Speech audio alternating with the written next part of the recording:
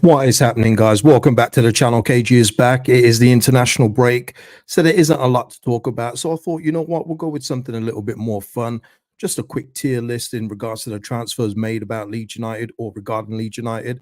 Just have a little fun with it. You know what I mean? A little bit of news and in between. But yeah, it is international break, really and truly. So look, people, like the video, subscribe to the channel, of course. Drop your comments and your thoughts on the video below. Thank you to Russ, big up to you, Russ. Thank you. And you know it's tough out here in the international break. So thank you very much, Russ. William Morrison, Mr. P. And lastly, he came in late on the last video, Dominic Martin. Thank you for the super chat on the last video. Unfortunately, it was just too late in regards to the video. It just ended. But listen, appreciate all your support and big up to all the members of my community. If you want to become a member, link is in the description or is next to the subscribe button called join. Ronnie in the house. Evening, KG, mate. Hope you have a nice weekend. I hope everyone has a good weekend too. Listen, it is what it is in international break. No, listen, maybe 50 of you will watch this one. It's all good. You know, at least that's a good 50 people. But look here, what's up, Nige saying evening, top guy. Yeah, man. Shout out to you.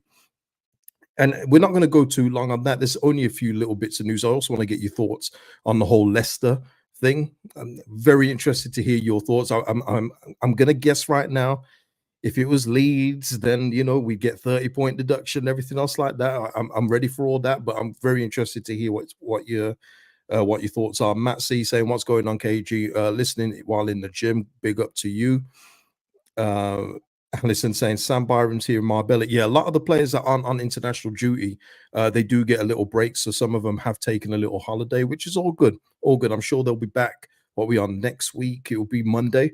And then they'll go into training for that period of time. Of course, Karen saying cheats, but look here, this is the thing, and Leicester have absolutely got away with it.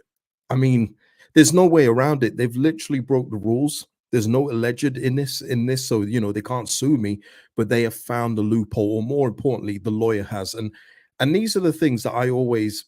These are why I don't get mad at football clubs. I mean, look, the whole thing's a mess anyway. I've just seen that Chelsea have had two of their hotels ratified in terms of, okay, that's fair value, so that's okay for them to sell those. If you remember a few years ago, where the whole Derby and Sheffield Wednesday fiasco, when they were selling their grounds for well inflated figures, and it's like their grounds ain't worth that. And the EFL said, yeah, they're not worth that, so here's a points deduction. Whereas the Premier League have just said to Chelsea, yeah, that seems about right. Yeah, the whole Leicester thing, no. And listen, I don't know the ins and outs of it, but all I know is that they submitted their accounts as upon relegation from the Premier League, but it was before they joined the Football League, so they were in limbo kind of thing. And that's basically how they've won it. That's how they've won it. And I've always said with these kind of things, don't get mad at the football clubs like Leicester. Don't get mad at those. Get mad at the rule makers, because listen, I've worked in business, and I'm sure a lot of you have worked in businesses before, where the top bosses are all the way at the top. You can never get to them. They don't listen to people on the ground who know what's going on within everything. But they write these rules out and think, yes, we've done really well there. Meanwhile, there's a lawyer just ready to pick these things apart and go, we got him. And and shout out to this lawyer. I don't know, guys. I feel like this Nick DeMarco represented Chileno before, or maybe it was someone else, but his name sounds very familiar to me. But he was one of many on the team, as he's mentioned here, that were involved in Leicester thing. But what it means is that Leicester get no points deductions for going nearly nearly 25 million over the legal budget. They've done it, and there's nothing the Premier League can do. So I've said before about the financial fair play. It needs looking at. I think I'm ready just for everyone to do what they want to do. I am. I'm ready for it to be like it was before. And if you can manage it, cool. If you don't, then you risk the club going out of business. It's not good for the football club, but you'd hope that you'd have sensible people in charge and not do a Ridsdale to all the clubs. I doubt that would happen in this day and age, just due to the clarity and clear pictures you get of the financial pictures at football clubs in comparison to 20 years ago. But I think now with all the financial rules, all it's doing is hamstringing the clubs that can spend. It's hamstringing clubs that want to be a little bit more ambitious. It's creating that little fake transfer window of clubs doing a merry-go-round of youngsters, which does no one any favors. You just, oh yeah, we're going to sell this youngster that's had 10 minutes of football for 30 million, even though they're probably worth about 5. It just throws the whole integrity of the game in the air for me. So I hope they do relook. I mean, they're going to have to look at these rules anyway after the whole Leicester thing. The only other thing though in this is that in order to escape this, you have to suffer a relegation. Unless there's another loophole, which I'm sure there will be, people, you have to suffer a relegation in order to get away with any financial misgivings over the last 3 years if you've gone over. So there is a price to pay, and not everyone is going to bounce back just like Leicester. But I've already said, in terms of these things, I don't blame the clubs, and because I go beyond football, and I know we should keep it football, but in every business, every successful business has got a loophole in something. You think of, Starbucks, you think of Amazon, you think of Google. Oh, I shouldn't say that. They pay me, but these people, they go wherever the best tax thing is for them, even though it's not ethical. But it happens. It happens, and if you can get away with it, it's the way it is. Yeah, problem is if you leave them to it, we lose clubs like Bury forever. But that's what I'm saying, Michael. It's either that you trust the people that's in charge, you trust the the keepers of your football club to do the right thing. Otherwise, what can we do with football at this point in time? Because at the moment there's a clear gap between the top 3 in the Premier League to everyone else in the Prem. Even in the Premier League, you're looking at teams that are looking to push. Newcastle, the richest club in the world, they can't spend it because because of PSR. So you're not even getting that Newcastle bump of, oh, Newcastle have upset the top 4 properly, year in, year out, because they're having to play by the rules and keep players like Almiron and all these guys that they would never keep if they could spend the money they want to spend. Of course, you've got the cautionary tales like us as well, Michael. We almost went out of business too, but I think there'd be few and far between. There will always be some that will fall through the gaps due to careless businessmen, and it would suck. But I think that this version of football at the minute, everyone at this point in time, people look how long we've spoken about this. It's all about accounts. It's like, oh, we spent 20 million on a player. Oh, are we within PSR? Oh, are we going to be okay? It sucks. It absolutely sucks. So I do hope they relook at it. But listen, shout out to Leicester. Gavin saying football getting far too complicated now. Yeah, that's what I mean, Gavin. It's all about, you're thinking about all the things that are off the pitch now rather than on it. That's almost becoming secondary. It's becoming a bit of a joke now. And I'm sure the Premier League's intentions were good at first in terms of making sure no one else becomes a Leeds United or like Michael said, a Bury.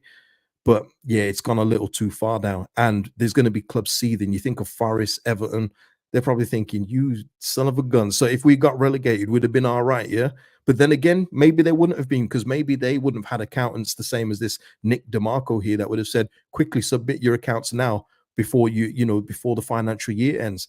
It all depends who your lawyer is. That's what these guys are highly paid for. That's why they're the best. So that's why you always see cases, don't you, in real life, in terms of things. It looks like a slam dunk, but then a lawyer will, get that, what's it called, reasonable doubt, throw it all out. You know what I mean? So there we go. Yeah, Michael saying Chelsea. I remember when Abramovich came on the scene, that was a step change in inflating player prices. That is true. Newcastle would do the same if they aren't controlled. Maybe so, Michael, but this isn't good. This isn't good. And listen, that Chelsea thing, as successful as they weren't dominant. They had a real good period, but what did it take? It took them till 2012 to win the first Champions League. There was still Man United. There was still other teams winning the league in between. When they were on top in that Abramovich era. So, yeah, there's pros and cons to it all, isn't there? But something needs to change. But anyway, moving on from that, let me move on from that. Noise in our end. Max Verber, because obviously that's been one where people have been speaking about in terms of Max. Is he going to be committed? Well, Max Verber recently told, this is via Joe Donahue, recently told Sky in Austria that Ellen Road is a perfect fit for him right now. He's willing to buy this time for a stint in the side. 26-year-old also sets a record straight. I never said I absolutely wanted to leave, which is very interesting word. And the thing for me with Max Verber is at this level, he's absolutely brilliant to have in the side. But if he isn't getting regular first team football, I do think he will look for an exit in January because, quite frankly, why would he stay in the second tier being a backup when he could go to the Bundesliga and be a starter? It makes no sense. If you take your Leeds United, hats off and everything else like that, just think about it in that simple sense. It doesn't make any sense, does it, when he can play regular football at a top level rather than be a backup in the second tier of English football? So good on Max. And like I say, in the game against who did we recently play? Man, it feels like it was that long ago now. Who did we recently play? Mother doo-doo. Yeah, absolutely. That is the key word, Matt. I can't even think who we just beat, man. Who did we just beat? Whoever we just beat, he was celebrating the goals, right? He looked very happy. All right, so there we are with Max Verber. I don't know too much about the whole Joel Peru thing. I know Graham Smith has got a newsletter which I'm not signed up for, but in terms of this, there's just a whole back and forth in terms of the story about Joel Peru being offered out. Either way, whether it's true or not, the Leeds United, Sheffield United games are going to be good enough as it is. It just adds a little bit more spice. So all the people thinking Gus Harmer's going to probably lay one on us in the game, maybe he will. But now I think Joel Peru will also be motivated to score in that game too. So we've also got a weapon in the back pocket too. So there you go. I don't know too much about it, so I'm not going to carry on in regards to it. It was Hull City. Thank you, Aina. Honestly, once these games, I'll be real with you, Aina, and everyone else. Once these games in the championship are done, unless there's anything major, I forget about them. Honestly, this league is pure. Get these games out of the way, one by one, by one by one. That is it for me, and I'll be real with you, okay? In terms of that, but thank you, Aina, for helping me out there. So here we go. Let's do the tier, and shout out to LUFC Data for helping me remember some of these deals, because quite frankly, I forgot some of them were there.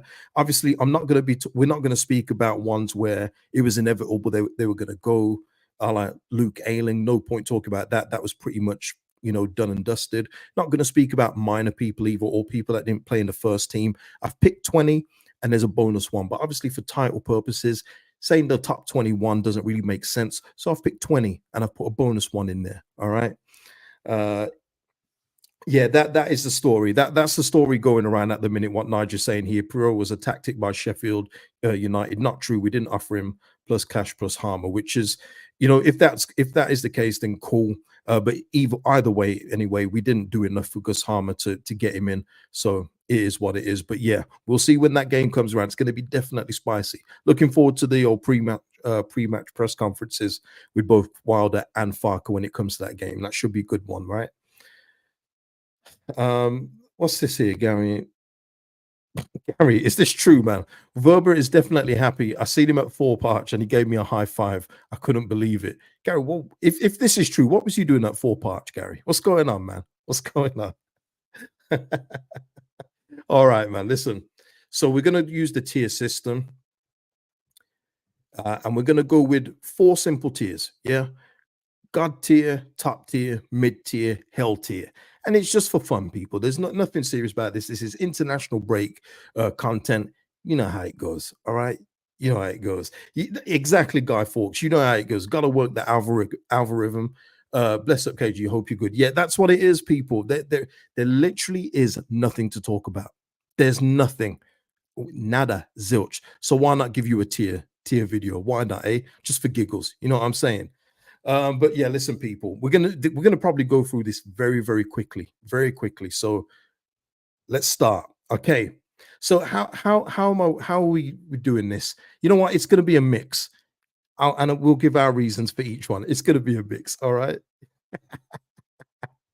Oh man. Oh, I hate the international break. Anyway, listen, people. Here we go. Liam Cooper, top tier that he's left. So this is both outgoings and incomings. Incomings are all at the end. I've done this in order, actually. So here we go. Liam Cooper, top tier that he's gone.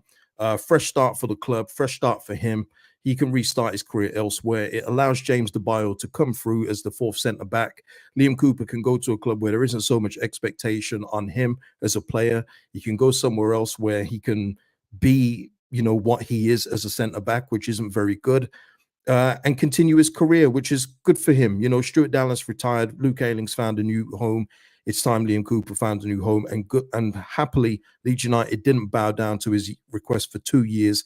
That would have been a death sentence as well. So no, good for the club to let him go. Good for Liam Cooper to go top tier, top tier release, shall we say? Yeah, there we go. Next, Jack Harrison. See, this is a tough one. I'm going to put this in mid tier. Jack Harrison is mid tier. Let me tell you why it's not top tier. Because he's doing Jack Harrison things. And when I say Jack Harrison things, I mean this.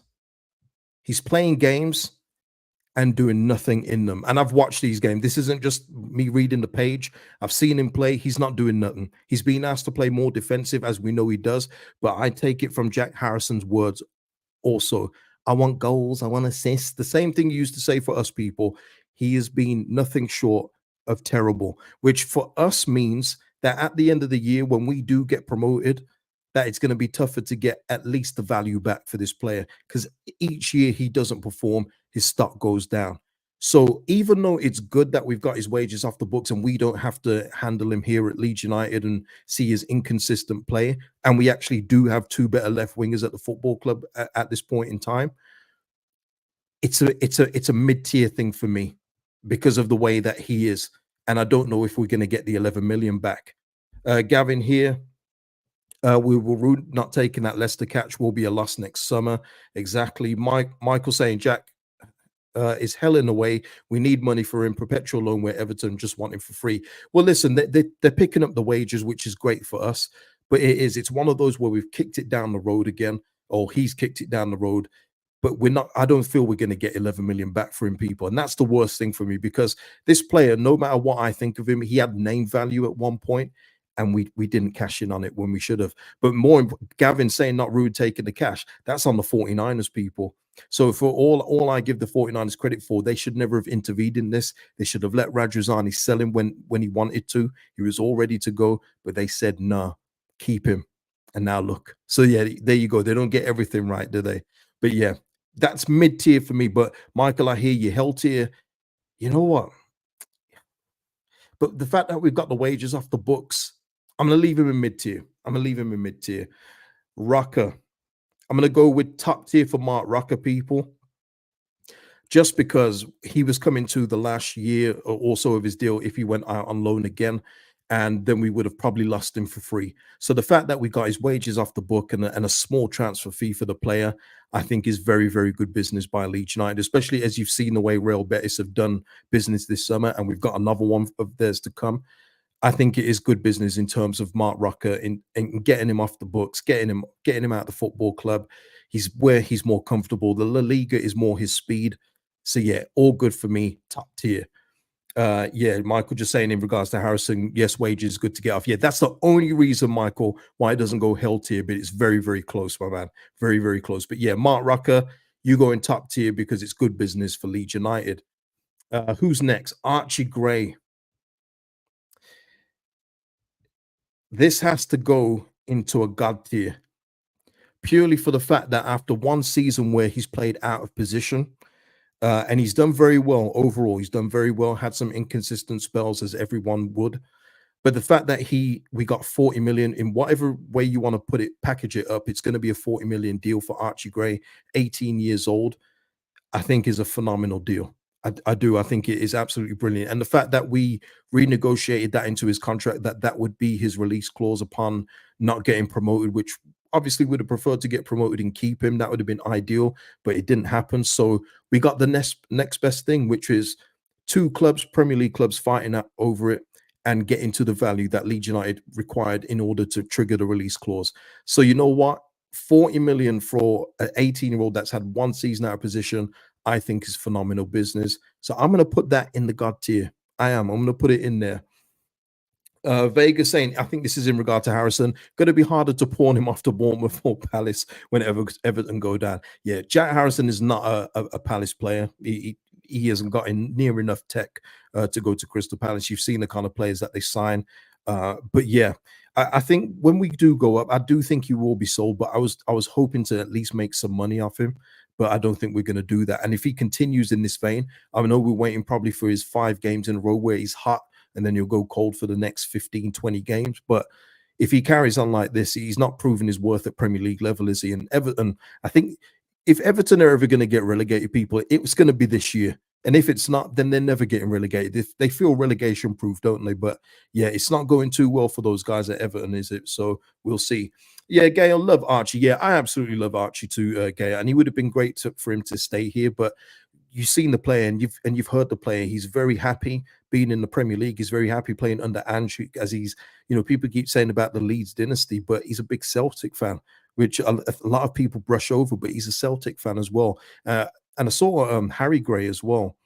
I think we was playing a game and someone else was playing a game and he was at the other game. He wasn't at the Leeds game. So it just shows you, doesn't it, that even though they've got the Gray name, this isn't always going to be their first priority. And it shows with that clause in the contract. But I feel that worked out very good for Leeds in order to get that kind of money in. So yeah, God tier on the sale side for that. Jack saying in regards to Harrison, could we ship him off to Brentford? I can see it. Nah, Thomas Frank wants better than Jack Harrison. Now, I actually do like Thomas Frank. I don't like the way he chews gum.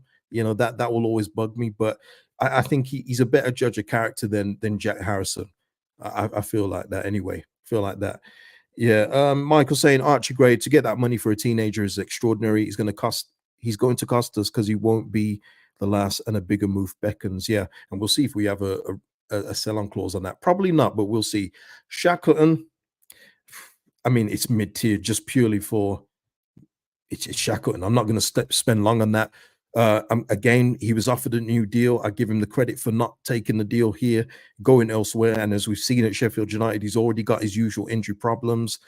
He's not going to be first choice there, as Alfie Gilchrist is taking the right back spot there. So he's just going to be another bench player for Sheffield United, as he would have been here if he ever got on the bench, because I could see him being pushed off the squad completely. So mid-tier for a mid player. We move on. Charlie Creswell, I'm going to put in the hell tier. Now, I know recently Charlie Creswell didn't have a good game, but for me, the fact that we sold, and he's currently now on England under 21 international duty as we speak today, but the fact that we sold him for 4 million or less than 4 million, don't know if there's going to be a sell-on clause. We'll find out next summer when someone else inevitably picks him up. But the fact that he had 3 years left on his deal, selling an England under 21 international for that money is criminal. It's poor management. And listen, get the 49ers wanting to back Daniel Farker. There was clearly a break in their relationship. But to get less than 4 million when there's players in the league below that went to the Premier League for around that same figure and they were playing League One football is poor. So that has to go in the hell tier for me. And that will be rubber stamp next summer when somebody else comes in for him and spends like 15 million pounds on him, much like Liam O'Brien at Everton this season. I can definitely see it happen. Paul saying, in terms of this poor management with Cresswell, in my opinion, yes, what fee way too low. Yeah, and it's all down to us as well. It's all down to Daniel Farker for not playing him in times when we could have actually played him. Move Ampadu back into midfield, put Charlie Cresswell at centre back. He would have done no harm. But obviously, there was no trust in between the two people. And the rest is history, isn't it? He's moved on to loosen up right now. Cool for him, but a real bad deal for Leeds United.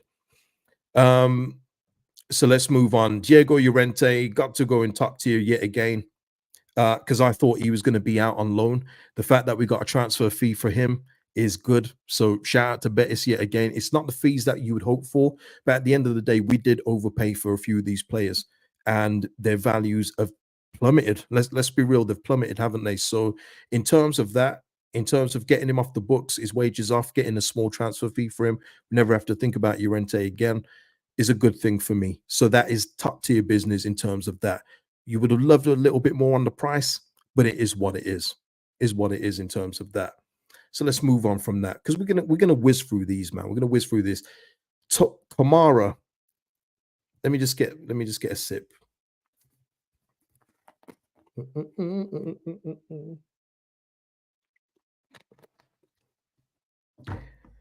Ahem. Kamara, top tier, simply because we got more than we paid for. Now, whether Rangers have a sell-on fee and all that, cool. The fact is, we got more than we paid for him. We paid about £5 million for him, and a year later, and not an outstanding year in the championships. Got to be said, he was good, especially when he first came in, pressing high, looked silky on the ball, looked like a real smooth operating in there. Fell apart towards the end of the season, like so many did. The fact that we got more money for him than what we paid is brilliant business by the club, and we've upgraded as well in his position this season, very cheaply as well, with a loan and a 2.65 million signing. So for me, top tier business in terms of not Creswell. Sorry, let me get Michael's comment off. In terms of Kamara, like I said in my keep sell bench video, he was the one that I wanted to leave in order to get a more progressive midfielder. Doesn't make sense having him, Ampadu, and Gruev. Get one of them out, get some more progressive midfielders in, and we've done that. So cool. Kamara, good luck to you. You were a nice guy. Now, Rasmussen. I'm gonna have to put him with the mid tier, just purely on the basis just purely on the basis in terms of Rasmussen, in that it wasn't permanent. We've got him out. There's an option to buy from Frankfurt, but are they really going to take up the option? Probably not. So we're going to have to deal with the Rasmus problem yet again next summer. It's in mid tier because I'm glad he's not here. I made my feelings very clear on Rasmus being here. He makes me nervous. He doesn't make me comfortable. I think his balance is like a newborn deer, Bambi. Don't like the way that he plays football. So the fact he's out and his wages are out is good, but we've got to deal with this problem yet again. The one thing that gives me hope is that he's playing so far. He's played both games, completed 90 minutes in both. He's played right midfield apparently in one, right back in the other. So continue with that, Rasmus. Get your value up, and we can get you a nice permanent move elsewhere next summer. Salute to you. Drame. Oh, this one's a tough one. We're not going to spend too long on it, but the reason why I'm putting this in hell tier is yet again like the Charlie Creswell thing for me. Now, whether Cody Drame could have made it, that's a question no one's ever going to know now because he's gone. But he wasn't given the opportunities to prove himself. He got one start against Arsenal in the Premier League when we were down to our bare bones. Remember, because we had loads of people out due to sickness. Everyone else at the time, if you remember, was calling off games, postponing games. But of course, we had Bielsa, the moral king. So he says, no, no, we'll play the game with 5 senior players. And, and we got our cheeks handed to us. But in terms of drama as well, even if you look at last season when Daniel Farke did actually use him, he started him at left back. So we'll never know the full value of this, but we get compensation for him. But I feel like we could have got more, especially during that period where he was linked to a lot of the better clubs, whether that was Agent and Romano getting together. Doesn't matter. The links were there and they were true. So I think that we didn't get enough for Cody Drame. So it's not so much on the playing, it's more for the compensation fee, which would probably be 6 figures at best. 6 figures. So yeah, we'll move on from Cody Drame. So now here we are to Somerville. I'm gonna say top tier. And I'm gonna go with top tier for this one because obviously we got the initial 25 million for Somerville, and it can expand to I think around 35. And I think the Dutch national team, what he's got to play for, that's going to be a trigger. And then there's obviously performance related things to do with that. Somerville at this point in time isn't the starter for West Ham. He's getting substitute minutes at this time. But I feel like it was a good deal. I think if we got more for him, it goes on top tier, of course. But Somerville losing him for 25 million initially, and then there's more to come, I think is a very good deal for Leeds United. And look, and people keep leaving messages. I've got to say this as well. People that keep saying about Jorginho and Somerville, oh, I bet they wish they were still here.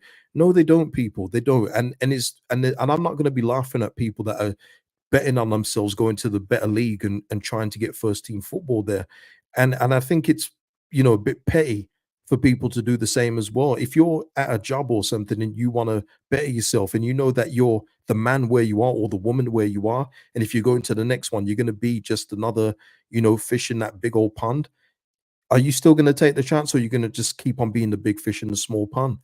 You know what I mean? I'm not bothered about little snidey comments about them starting on the bench. It's got nothing to do with me, people. And I don't mean it from a point of I care about Somerville and Jorginho. I just don't care because they're not at the football club anymore. So for me, whether they start games, whether they're killing it or not, it's got nothing to do with me anymore. But in terms of the deal, good business for Leeds United. Got to say, this goes into the god tier for a couple of reasons. Jorginho to Brighton, the sale of this one is gone to you simply because we paid 35 million for him all roundabouts for Jorginho. The fact that we actually got something right with his contract and put in a relegation release clause of more than what we paid, and someone's paid it after we rejected what 25, or was it? Yeah, it was 25 and 30 million bids from Brighton initially. They've had to come back with the actual release clause that expired on that day. They did it. The fact we got more than what we paid for a relegated player is sensational business.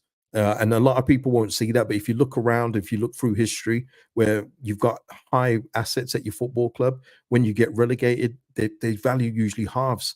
So we actually did really well with that in comparison to all the other loan outs that we lost last summer. So look, and yeah, Matt C here, 12 months ago, nobody would have thought we made a profit on Jorginho. I completely agree, Matt.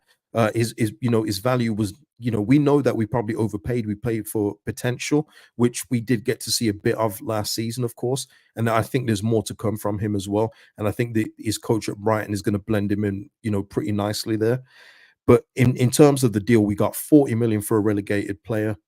Sensational. So brilliant deal by the club, even though it was the previous regime, because he hadn't signed a new contract under the 49ers. So that is actually Victor Orta's work. Never mind that. So salute to that. But that is God tier business. Joe Roden. We're at the incomings now, people. We're at the incomings. See, we're just whizzing through this. It's all for fun. It's all for fun. Joe Roden will go top tier. Oh, does the 10 million price tag make it mid tier? Oh, no. We'll go with top tier. No, we'll go with top tier for the reasons that he could have been playing Premier League football as we speak. We know that there was Premier League teams that wanted to take him on. Whether they were the better Premier League teams, probably not. But he had the opportunity to apply his trade in the Premier League, be an option there. But he decided to come back. He's shown his commitment to the football club. He said he wants to. There's unfinished business. Yes, I feel 10 million is on the pricey side, but I feel like this season we're going to see the better of Joe Roden. I know it hasn't been the Joe Roden we saw of last year, but it's going to come, people. It's going to come. And I feel like at Premier League level, he will be an option for us as well. And 10 million overall, it's not so bad, is it? Kruthick is saying here, top tier for sure. Yeah, I'm going to stick with top tier, even though the price is probably a little bit more than what you would hope for. I think that the payoff is going to be more than worth it with his performances this season. So, and I absolutely feel secure with the Roden Strout partnership. It's automatic for me, and I think it will be for Daniel Farker, which is why I think Verba's going to have a very hard time breaking in. So yeah, Roden for me, top tier. Let's go. Who's next on this one? Alex Kearns, yeah, mid tier. We don't need to go on about that. Joe Rothwell. I'm going to go mid tier also, just purely on the basis that the big plus of this one is that there's no option or obligation to buy because, like I've said before, Joe Ruffell at this level, very, very good player. And he's going to be a good option when, any of our, contracted players are out, whether it be Gruev, whether it be Tanaka, he's probably going to be next in line. Maybe he comes in for Ampadu for a game. Well, probably not. But in terms of Joe Rothwell, the fact that he's not permanent is great for me because this is not the kind of player that you want in the Premier League. He's going to be good at this level, help you get up. He's going to chip in with assists and goals when he's given opportunities. But the fact there's no commitment, it's a mid-tier signing. Mid-tier. You could go top tier for the fact it's not permanent, but nah, we'll go with mid-tier for me. Ruffwell, Gavin saying Ruffwell is our Van der Beek. I think you'll get a bit more football than that, but as you've seen with the game so far, and of course we've only played a few games, people, so it's very, very early on, very, very early on, isn't it? But the fact that there's been games where you'd think a Ruffwell would fit in because of the opponents we're playing, and he's been stapled to the bench. I think it's kind of telling. I think he's going to be maybe with a little bit more football. I think he's going to be this season's Jaden Anthony. I do. Gavin, tremendous Gavin, bought his own cushion. He's going to need to use it, man. It's tough out there on the bench, man. It's tough out there. So yeah, there's Joe Ruffwell. Jaden Bogle. I'm going to go with top tier at this level. Maybe people would agree. If you think it's mid tier, if there's more mid tiers in the live chat, I'll put it in mid tier. But I'm going to go top tier for a few reasons. Let me just say. I think getting a player off one of your promotion rivals and his preference to be at your football club is a good thing. I think the way he plays football will suit us with the way that he attacks as a fullback. Defensively, there's still work to be done, but I feel like he improved against Hull. I think when he was out of position against Hull, the coaches have clearly got into him, saying that when you lose possession, you need to get back. And I saw that on multiple occasions that he was getting back. Whether he got the best of Liam Miller or not, that's a different subject, but that's, 1v1 defending. But the fact he was back in position is a big plus. And I think he's only going to get better as he gets more comfortable at the football club for me. So in terms of Jaden Bogle, I do think it's a top tier signing at this level. And what was it, 5 million rising to 7 when we get promoted? He won't be the first choice when we get promoted. He shouldn't be anyway. I think you've got to do better there in the Premier League. There's no think you have to do better. But I think he's going to be a nice option to bring in when our first choice goes out, needs a rest or whatever. So yeah, Jaden Bogle, top tier, and we'll leave you there, man. Ramazani, that goes in top tier as well. And it's going to be tough. It's going to be very interesting. Listen, the season, as we say, is very, very young. Ramazani, we've only seen a little bit of him, but the potential of the player, the abilities of the player is going to suit us down to the ground wherever he's deployed. I think his preference obviously would be wide left, but I think he's going to have a problem to a player we're going to come to in a moment. But Ramazani for an option at this level, and this is where they're not missing Jack Harrison or anyone like that comes in. We've got Ramazani, we've got Solomon, Gnonto we know can play there. There's a whole host of players. We've been shifting Aronson out to that wing as well. There's a whole host of options for that left-hand side. And Ramazani, for me, the ceiling is there for him to be a very, very good player at this level and potentially move it on to the Premier League too. But we need to see more of him, of course. But I feel like the potential is there for him to be a top-tier signing. Vega here saying Raz might turn out to be God tier. Exactly. Yeah. That's the hope, isn't it, Vega? You want him to be, in that bracket where it's like, oh, that was only what, 10 million rising to 12. That's an excellent deal. And we can use him in the Prem too. That is the hope. You know what I mean? So listen, we'll put him in top tier for now. But there is somebody that I'm going to put in God tier. But there is a asterisk next to it, of course, and it's Manor Solomon. Now, with Manor Solomon, he goes God tier just purely on the fact that this is a loan with no obligation to buy. So there's no commitment. Even if we get promoted, Tottenham aren't expecting us to take him, at a fee, which is good. At this level for Manor Solomon, he is going to be key. And that's where I think Ramazan is going to have a little issue at left wing, because Solomon for me is first choice. And as we know, we are picking up a high portion of his wages. So once again, just for differentials, that's the difference between having a Solomon and a Ruffwell. Ruffwell is here because Bournemouth have no use for him. Tottenham want Solomon to get fit, to build his profile back up, probably in order to sell him. In all honesty, they're probably looking to sell him next summer. But Solomon at this level, if he stays fit, and that's the key here, if he stays fit, is going to be good for good GA this season. Absolutely brilliant. So Solomon, as long as you stay healthy at this level, at this football club, get us promoted, it's a God tier signing. It is at this level for sure. Michael saying in regards to Ramazani, if he does for us what he did at Almeria, God tier. Absolutely, Michael. But Solomon is the reason why it's going to be hard for him to be God tier. Because if Ramazani's playing week in, week out, what's Solomon doing? Especially on those wages too. Big wages, people. Big wages. So it's gonna be good. But that, as I've said before, people, competition for places is essential. You need that. So it's gonna be a great battle to see who comes out on top overall. So yeah, Solomon there. Tanaka.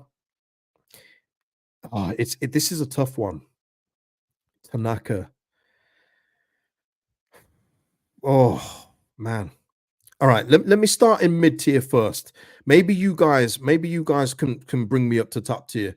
Gavin here saying Solomon will need rotation. 46 games will be too much for him. 100%, Gavin. Of course, it will be too much for him, especially with that injury, those injuries that he's had.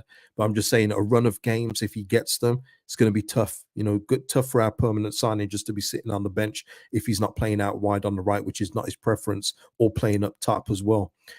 But in terms, okay, Gavin saying top taking the fee, yeah, 2.65. The only thing is, obviously, we've seen in the cameo, and I do think that he will take Gurev's spot. I do, but we've only seen very little of him. And listen, apparently he's been, you know, was good in his cameo as a substitute for Japan. Not sure why he's a substitute there. Maybe it's match fitness. Don't know. But he was playing football regularly before he came to Leeds United. The only thing for me, and it is a red flag for me, is that he is coming up to his 26th birthday, and I hope it's one of the things. I hope I'm wrong in this. I hope it's one of those where other clubs have just missed him, and then it's one of the cases where we've picked him up for 2.65, and people have gone, "Damn, why didn't we get Tanaka? He's what a player." You know, one of those kind of things. I think if he was to, if he had the potential to move earlier, then it would have happened by now. I can't just not say it because he's come to Leeds United. I would have said it if someone else had signed him. If Sheffield United had signed him, I would have said, well, why isn't no one taking a chance on him? He's been in the second league of the Bundesliga for how many years? If he was that good, especially when he was scoring goals, why didn't someone take a chance on him? But I do hope, I do hope that he is going to be a top tier signing for us. Let me see what people are saying. Vega is saying it's mid floor with top potential. Okay. Um, no, not gonna put that one up. They've got Endo in front of him. Yeah. Do they play the same position though? Because Endo is a strict, and when I say strict, he's a strict defensive midfielder. So I can't profess to tell you what Japan play, Jack. But you know, Tanaka, even though he is more like a defensive central midfielder, they play slightly different. Endo doesn't really see past the halfway line, whereas we've seen Tanaka, he does advance forward. So just interesting, isn't it? Just interesting. Gavin saying he's our Matoma deal. Yeah, I mean that's what I'm hoping for, Gavin. That's what I'm hoping. Oh, that's tremendous, Sean. KG's like DiCaprio. If he's over 25, he's no good. Well, that's not true, is it? Because I wanted to sign Sammy Schmadix, and he's over 25. I get you kind of joke what you're saying here. I'm just saying though, if you're, especially if at the price he's been quoted at through the years, why is no one taking a risk on him? But look, hopefully, like I say, he becomes top tier for us. I'm going to go with mid tier for now, though, just because I don't know if he can transfer for these skills as a permanent signing to the Premier League as well. And that does come into my thinking too, people. So that's the reason I'm going to leave him in mid tier, people. Leave him in mid tier, and hopefully he proves me wrong. There we are. Isaac Schmidt. This is a tough one, people, because I don't know anything about him. Don't know anything about him, people. So I'm going to stick him in mid tier as well, and that's just on the basis that we've got in another fullback who's by his own admission very comfortable playing on left and right. Doesn't matter to him, which is cool. Can't really say I know much about him. I did not see him play before that game before he joined us, so I can't profess to say anything in terms of that. So I'm going to put him on mid tier, and hopefully he, you know, accelerates his stock into a top tier option at the football club. And listen, Gavin here, many people have said this as well. I fully expect Schmidt to dislodge Bogle. We'll see, won't we? We will see in the coming weeks if Schmidt impresses enough to take Jaden Bogle out. I find it very difficult to believe, though, because Farker really wanted Bogle. I think, if anything, Schmidt could possibly, you know what? I don't even see him displacing Junior Firpo. I haven't seen enough for him to say that. So, but yeah, listen, again though, it's competition, Gavin, and everyone else. Competition for places, and that's only a good thing. So there we are. And then lastly, this is the cheat, and I'm going to put this in God tier because he's not actually a transfer signing, but we got to keep him. And this deal would have been done before the transfer window in terms of Willie Gnonto and a new contract that includes no exit clause, which puts the control in Leeds United's hands. And for me, that goes in God tier because we're going to see a fee like we did for Archie Gray if we don't go up this season. Because again, with Willie Gnonto, even though there's no exit clause, there's going to be an understanding that he is not going to play at this level next season. if we remain in this league, we are not seeing Willie Gnonto next season. So I would hope that everyone kind of understands that. It should be, just common sense, really, that even though there's no release clause, it just means that Leeds United can dictate the price, which for me puts us in a real good position. And the fact he's still here, by the way, when everyone else has gone of his level, it speaks volumes as well, and his commitment as well, signing the contract. Obviously, there's going to be a little bump in his pay, thanks for staying. But I think that shows his commitment and his willingness and his need to be the main man, which he will be here. And I feel like we're going to see him deployed in that number 10 position, which I'm sure Danny Farker has said you're going to excel in, Willie. Didn't mean to say that, but yeah, he's going to excel in, and yeah, for me, that's God tier business, because hopefully we go up, people. We don't need to even think about what he's sold for next summer if we don't, but hopefully we take him with us back to the Premier League where he shone last time, and we get to see the full Willie Gnonto in full force. Okay. But listen, people, hey, I think, you know what? Gotta say, let me just get that but one more time. So there you go. There's the tiers for you. Incompletion. There we are. And you know what? I've got to say this. Considering this is the international break, I think I did all right with that one. Okay. So, people, for the people that are here, please like the video. For the people that may watch on the replay, like the video also. Drop your comments below on anything discussed, and I'll see you in the next video, people. Oh, subscribe to the channel too. And listen, people, enjoy your weekend. I don't think I'm going to be back before the weekend unless there's anything that's spectacular that happens. But yeah, people, I'll see you in a bit. Have a good weekend. Peace out.